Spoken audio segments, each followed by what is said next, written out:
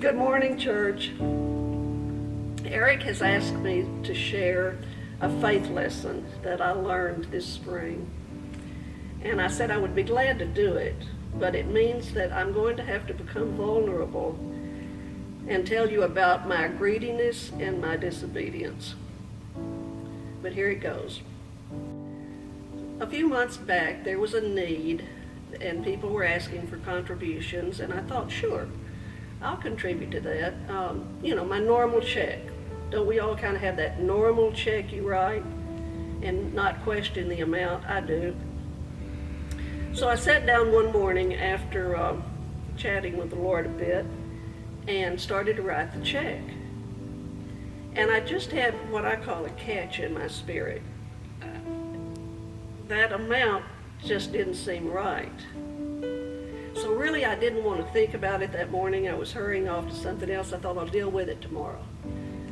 The next morning, I prayed about it. I said, Lord,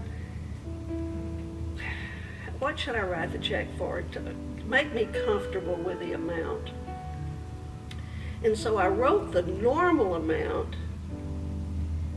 and then I was strongly impressed by him that I should add a zero to that amount.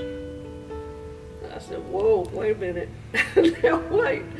That's not, I'm sure that's not what you want me to do.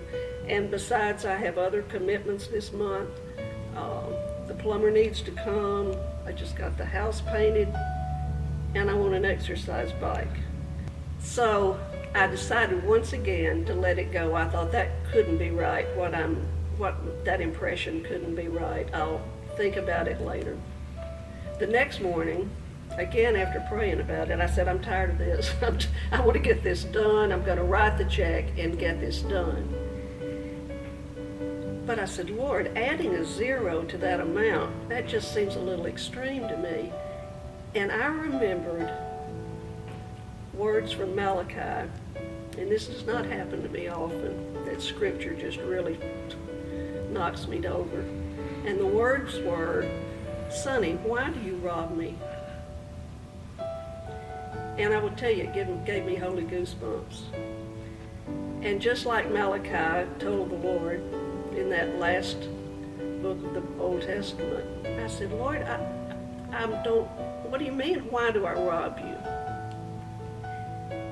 And I was reminded that scripture says, if you will bring your tithes and offerings, and that's just a dime out of every dollar, if you will bring them to me, I will open the floodgates of heaven, the windows of heaven, I think it says, in one of the versions that I read. I will open the windows of heaven, and blessings will flow in so strongly that there will not be room enough for them.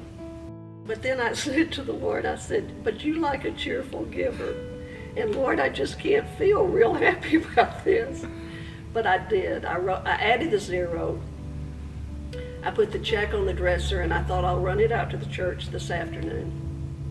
And I did feel good that it was done, and I didn't have to argue with the Lord about it any longer. Within the hour, church, my doorbell rang, and a lady stood there who I had not seen for quite a while, and who had owed me money, a large amount of money for a long time. And she said, Sonny, I want to pay you back. I have your money. And I was so touched.